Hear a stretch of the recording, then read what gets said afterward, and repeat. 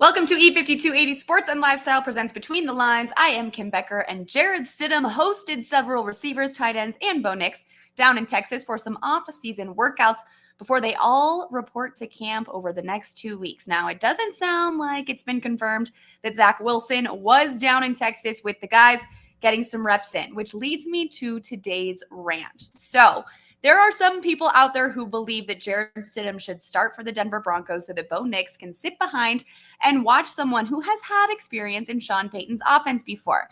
They think that maybe Jared Stidham will be the guy to start because he already knows Sean Payton's offense. He knows the system. He's had experience. He's the veteran, and will let Bo Nix kind of ease his way in here. Now, I disagree with this situation.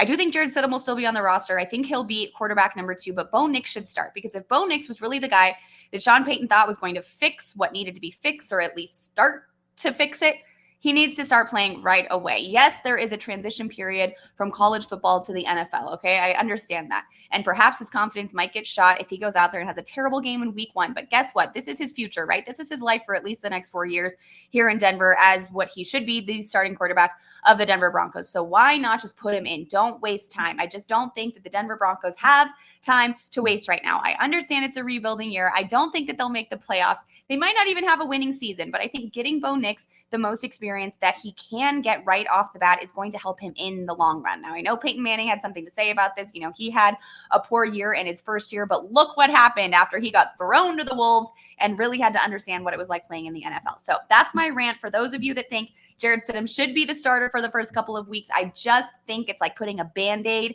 over a massive wound that needs a lot more healing. Just rip the Band-Aid off, put Jared Stidham in the second seat. No offense to Jared Stidham or anything, and let Bo Nix go. So we'll see what happens. Now, I do think that it was sweet of Jared Stidham to host all of them down in Texas.